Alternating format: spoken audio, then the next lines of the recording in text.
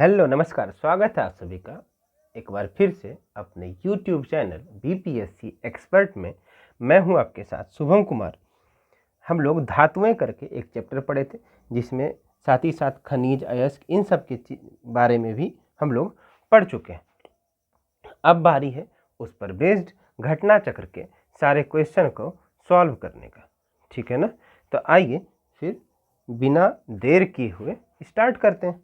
First question है कि कौन सी इलेक्ट्रॉनिक संरूपण धातु तत्वों के लिए होती है।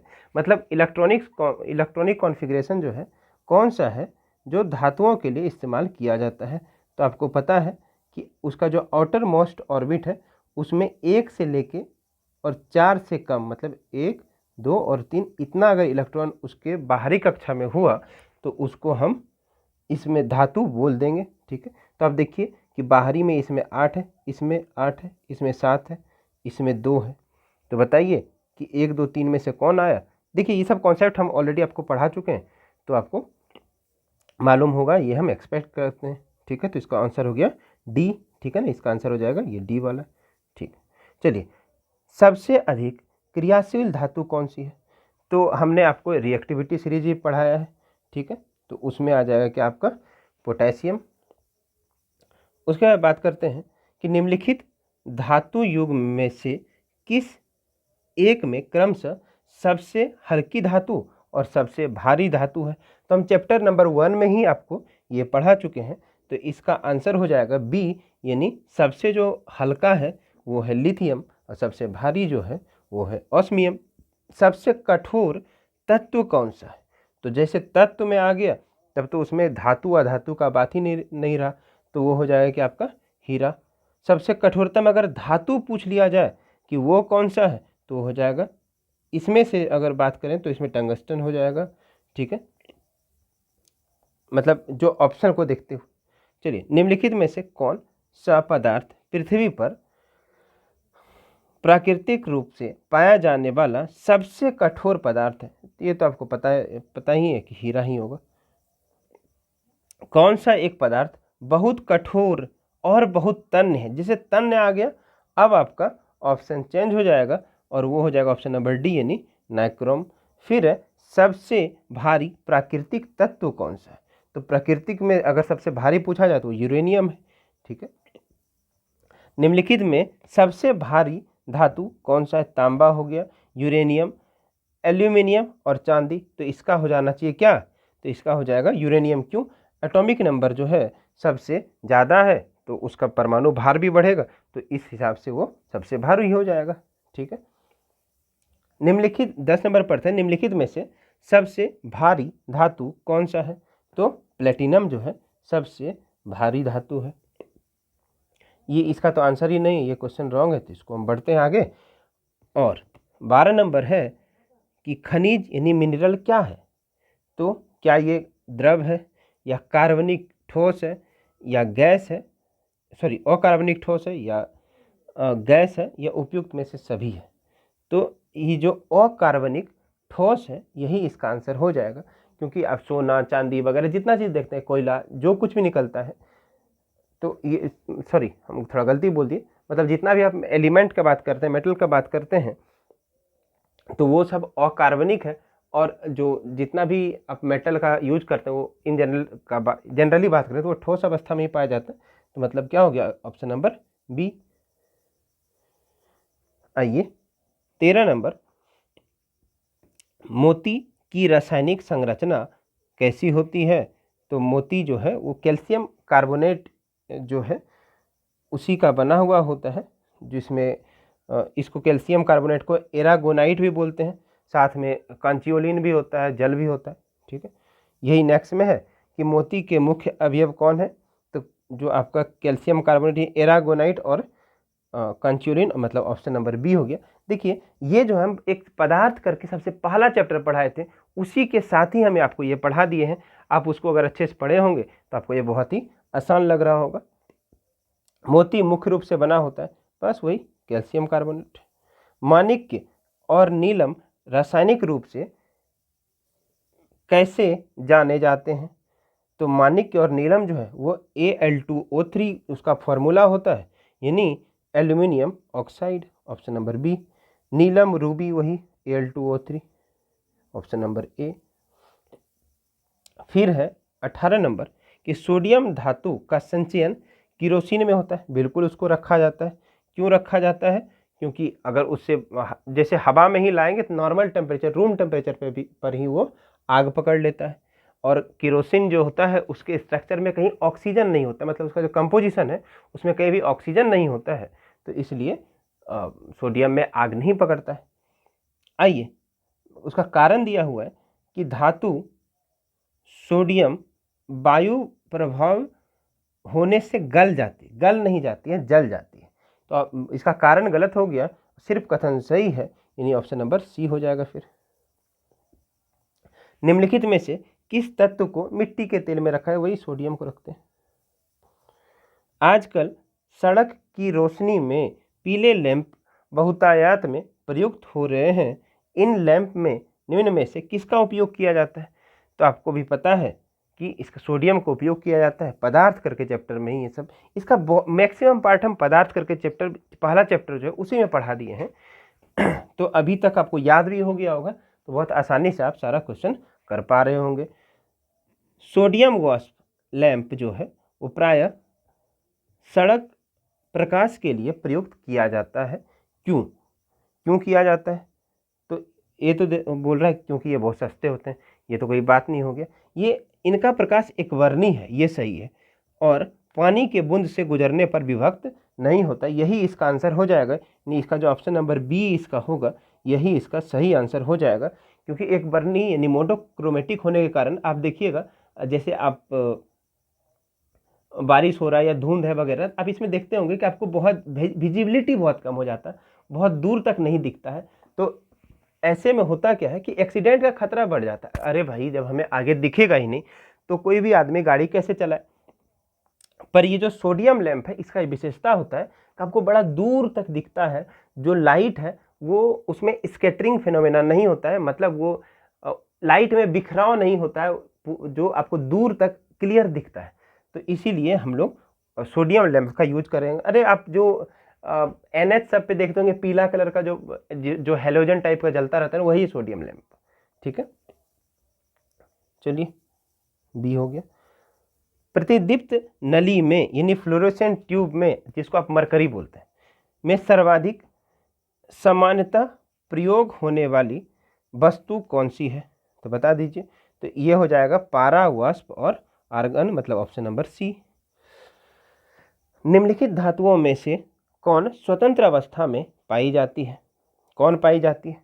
तो जो आपको, अगर आपको रिएक्टिविटी सीरीज याद हो, सबसे नीचे था क्या कि AU, AG, AU और PT, मतलब चांदी, सोना और प्लेटिनम, इसमें से कोई है क्या? तो इसका ऑप्शन बी हो जाएगा, सोना। चलिए इसको तो हटा ही दीजिए, हालांकि इसका आंसर हो जाना चाहिए एक्वारिजिया। ठीक है, अम्लराज पर अच्छा दिया ही नहीं है क्या? सोना को घोला जाता है। शुद्ध सोना तो सबको पता है 24 कैरेट का होता है। अति मुलायम खनिज यानी टाल्क, जिसको सोप स्टोन बोलते हैं, वो क्या है, मतलब उसका फॉर्मूला क्या होता है?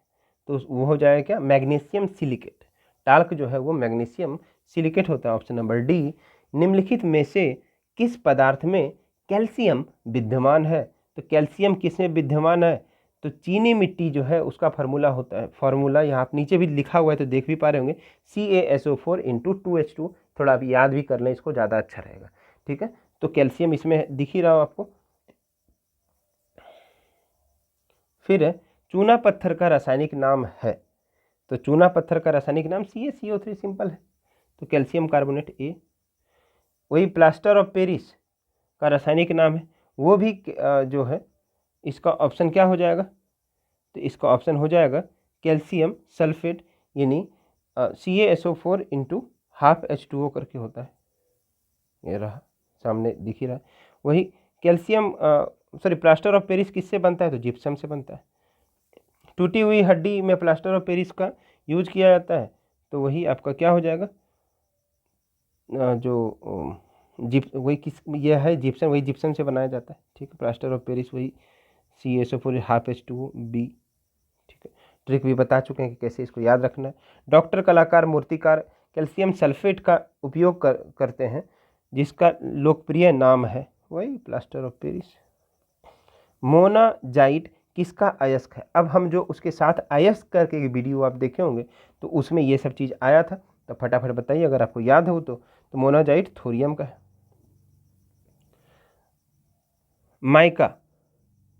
माइका जो है उसका प्रॉपर्टी बताइए कि उसका प्रॉपर्टी कैसा होता है? तो वो उष्मा का चालक होता है और विद्युत का कुचालक होता है, मतलब ऑप्शन नंबर ए। निम्न में से किस उद्योग में अवरख कच्चे माल के रूप में प्रयुक्त होता है? तो अवरख जो है कच्चे माल के रूप में जो है विद्युत मतलब इलेक्ट्रिसिटी का जो इंडस्ट्री है, इलेक्ट्रिकल इंडस्ट्री, उसमें यूज होता है। निम्नलिखित द्रवों में कौन सा उष्मा का बहुत अच्छा चालक है? तो पारा जो है बहुत अच्छा चालक है। आप देखते भी होंगे थर्मामीटर में इसका यूज किया जाता है, क्योंकि आपके जो शरीर का उष्मा है उतना सही उष्मा में पारा जो है अपने पाथ से आगे बढ़ जाता है, और वहीं आप देखते होंगे उसको देख के, पारा देख के बता दिया जाता है कि आपको इतना डिग्री टेम्परेचर फीवर है। देखिए 38 देखते हैं, निम्नलिखित में से कौन उष्मा का सर्वाधिक उत्तम चालक है? तो सबसे उत्तम चालक इसमें से कौन सा हो जाएगा? तो पारा ही है, बी। निम्न में से कौन सा उष्मा का सबसे अधिक कुचालक है? अच्छा, कुचालक पूछ रहा है, तो देख लीजिए तांबा है, सीसा है, पारा है, जस्ता है। तो अब तो क्लियर ही है कि तांबा भी सुचालक है, पारा तो है ही, जस्ता भी है, तो बचा कौन अपना? तो एक इस आंसर से हम डिसएग्री करेंगे, क्योंकि जो सीसा है वो उष्मा का कुचालक होता है, आपको भी पता है। तो इसको हम आगे बढ़ें, ज़्यादा अच्छा है। आपको भी सीसा ही लग रहा होगा, मेरे हिसाब से सही आंसर है, ठीक है। चलिए, तो इसका आंसर बी होना चाहिए, बी। चलिए निम्नलिखित में से कौन सी धातु सामान्य तापमान पर द्रव अवस्था में है? तो द्रव अवस्था में कौन सा धातु है जो समान अवस्था में मतलब सॉरी सामान्यतः द्रव अवस्था में पाया जाता है? आपको मालूम है उसका, वो है पारा, बचपन से पढ़ रखे हैं, याद होगा। निम्न धातुओं में कौन समान ताप पर द्रव है? अरे वही पारा। पारा का साधारणतः तापमापी यंत्रों में उपयोग किया जाता है, क्योंकि इनकी विशेषता है, क्या विशेषता है? तो ये उच्च संचालन क्षमता, ठीक है, यह उच्च संचालन शक्ति होता है, इस वजह से ही तो हम लोग थर्मामीटर में उसका यूज करते हैं। निम्नलिखित में कौन जल के साथ बिल्कुल अभिक्रिया नहीं करता? तो जल के साथ कौन जो है, देखिए जो सबसे कम रिएक्टिव इसमें हो जाएगा, तो यहीं से आप इसको देख पाएंगे। जो लेड जो है, आयरन, मैग्नीशियम, एल्यूमिनियम, ये सब आपको पता है कि जो रिएक्टिव मेटल है, आप लोग उसमें पढ़े भी हैं रिएक्टिविटी सीरीज, जब हम लोग अभिक्रिया श्रृंखला पढ़ें, तो उसमें लेड मतलब ऑप्शन नंबर बी हो जाएगा। तब कोई प्रतिक्रिया नहीं होता जब भाप गुजरती है, किसके ऊपर से? तो जो कम रिएक्टिव होगा तो उसके ऊपर से, जैसे एल्यूमिनियम है, कार्बन है, लोहा है, तांबा है, तो इसमें से तांबा जो है वो हो जाए, क्योंकि इन सब से रिएक्टिविटी में अगर आप कंपेयर करेंगे तो आ जाएगा क्या? तांबा। लोहा जिससे प्राप्त किया जाता है, तो मतलब सिंपल लोहा का अयस्क पूछा जा रहा है, तो आपको पता ही है, ऑप्शन नंबर डी हो जाएगा, हेमेटाइट। निम्नलिखित लौह अयस्क में बैलाडीला में किसका खनन होता है? बैलाडीला का खान छत्तीसगढ़ में है, तो ये अब ज्योग्राफी में भी पढ़े होंगे, तो वो वहाँ पे हेमेटाइट पाया जाता है, जिससे कि लोहा निकाला जाता है। फिर है कि तंत्रिका अपभ्रंश समस्याओं के लिए उत्तरदायी माने जाने वाले मैग्नेटाइट कण पर्यावरणीय प्रदूषक के रूप में निम्नलिखित में से किससे उत्पन्न होता है? तो फिर बोल रहा है मोटर गाड़ी के ब्रेक से, फिर बोल रहा है मोटर गाड़ी के इंजन से, घरों में प्रयोग होने वाले माइक्रोवेव स्टोव से, बिजली संयंत्र से, टेलीफोन लाइन से, तो इन सब से निकलता है। तो इसका आंसर क्या हो जाएगा कि सारा 1 2 3 4 5 सब। फिर है आप इसको, इस सूची को जो है इसको आपको सही से सुमेलित करना है। चलिए करते हैं फिर, आइए। तो सोडियम का प्रॉपर्टी बताइए भाई। तो ये इसको बहुत ही सॉफ्ट एलिमेंट है, इसको चाकू से काटा जा सकता है। 1 का 4 हो गया, तो मतलब इस सी डी में से ही तो कोई होगा। फिर पारा के बारे में बताइए। तो पारा जो है, एक सेकंड, इस चांदी का कर लेते हैं पहले। चांदी जो है विद्युत का सबसे अच्छा चालक हो गया, तो सी का 1 हो गया, सी का 1 यानी ये हो गया। तो यहीं से क्लियरली हो गया कि ऑप्शन नंबर सी हमारा आंसर हो जाएगा। ऐसे अब बी को कर लेते हैं। कहाँ? बी का 2 है कि कमरे के ताप पर द्रव अवस्था में, और जो है लेड जो है उष्मा का कुचालक। तो सी देख लेते हैं जो हमारा है, हाँ सी, ठीक है ना। चलिए फिर अगला कर लेते हैं। सूची 1 को 2 से सुमेलित करना, 49 कर रहे हैं हम लोग। फटाफट इसको भी हम लोग मैच कर लेते हैं। तो ऊष्मा तथा विद्युत का सर्वोत्तम संचालक तो चांदी ही हो जाएगा। चलिए ए का हो गया 4, ए का 4 यहीं से क्लियर हो गया, डी है, क्योंकि इन तीनों का ये जो ऑप्शन है तीनों ही रॉन्ग है। ठीक है, देख लेते हैं, चेक कर लेते हैं फटाफट, बाकी देख लीजिएगा।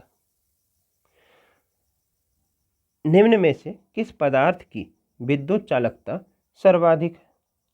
तो सबसे ज़्यादा किसका है? तो चांदी का है, पूरी दुनिया को पता है। एल्यूमिनियम बनाने के लिए कौन से मुख्य खनिज का उपयोग किया जाता है? मतलब एल्यूमिनियम का आपको अयस्क का बताना है। यदि सबसे इजी है ये तो बॉक्साइट इसका हो जाएगा। फटाफट बढ़ जाते हैं आगे। निम्न में से किस धातु को प्राप्त करने हेतु बॉक्साइड अयस्क, वही सिंपल एल्यूमिनियम का यूज किया जाता है।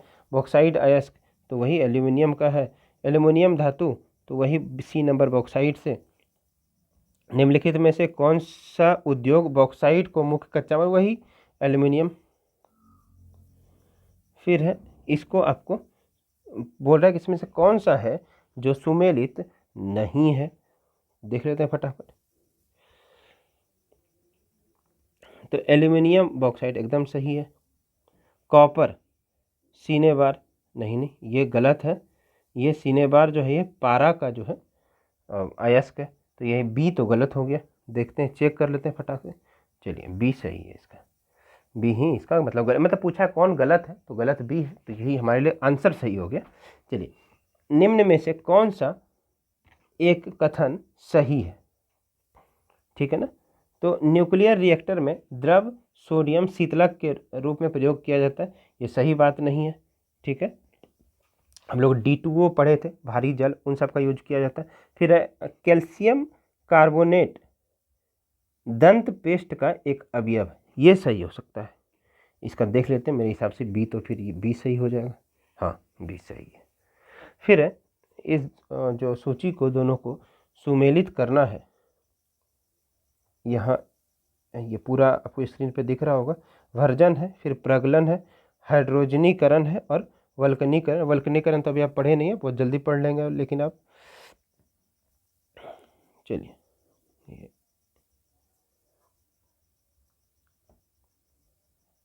वर्जन, वो सॉरी भंजन, तो भंजन हो जाएगा, ये तो पेट्रोलियम का भंजन किया जाता है। ठीक है, तो बी या सी में से कोई हो जाएगा। ठीक है, फिर है प्रगलन, तो प्रगलन जो है ये तांबे का किया जाता है, तो ये हो जाएगा। फिर क्या है, अच्छा इस दोनों का दोनों हो गया। ठीक है, फिर है हाइड्रोजनीकरण, तो हाइड्रोजनीकरण जो है ये खाद्य वसा का किया जाता है, और बल्कनीकरण जो है रबर का किया जाता है। इन दोनों को अभी जस्ट आप आगे पढ़ने वाले हैं, तो इसका आंसर हो जाएगा बी। ठीक, चेक भी कर लेते हैं। ताम्र प्रगलन संयंत्रों के बारे में चिंता का कारण क्या है? पहला बोल रहे हैं कि वे पर्यावरण में कार्बन मोनोऑक्साइड को घातक मात्राओं में निर्मुक्त कर सकते हैं। सेकेंड है कि ताम्रमल यानी कॉपर स्लैग पर्यावरण में कुछ भारी धातुओं के निक्षालन यानी लीचिंग का कारण बन सकता है, ये तो सही लग रहा है। फिर वे सल्फर डाइऑक्साइड को एक प्रदूषक के रूप में निर्मुक्त कर सकते हैं, ये भी सही है। तो सेकंड और थर्ड सही लग रहा है। ठीक है, तांबा में ये कार्बन मोनोऑक्साइड कहाँ से, कार्बन कहाँ से आ जाएगा, तो चलिए ठीक है, तो इसका आंसर हो जाएगा बी। ठीक है, केवल 2 और 3। फिर इस दोनों को फिर से वही सूची सुमेलित करना है। हीरा, फिर इस साइड कैल्शियम हो गया, फिर संगमरमर, बालू, मानिक। ठीक है, फटाफट कर लेते हैं। यानी बी से हम लोग करते हैं, बी का फटाफट। संगमरमर, इसमें सॉरी बालू, देखिए बालू में सिलिकॉन। ठीक है, उसके बाद कहाँ पे, ये फर्स्ट क्या था अपना, तो हीरा, हीरा में हो जाएगा अपना कार्बन, तो फर्स्ट का तो 4 हो जाएगा, फर्स्ट का 4 ये दोनों में है। फिर है बालू, इन बालू मतलब सी का 2 किस में है, इन दोनों में से ये हो गया, तो मतलब आंसर हो जाएगा अपना डी, ये रहा डी। ठीक है ना, चलिए अब लास्ट ही है। निम्नलिखित में से क्या जल से हल्का होता है, इसमें से कौन से जो सोडियम है वो जल से हल्का होता है, आप ये पढ़ चुके होंगे। ठीक है, पढ़े हम लोग।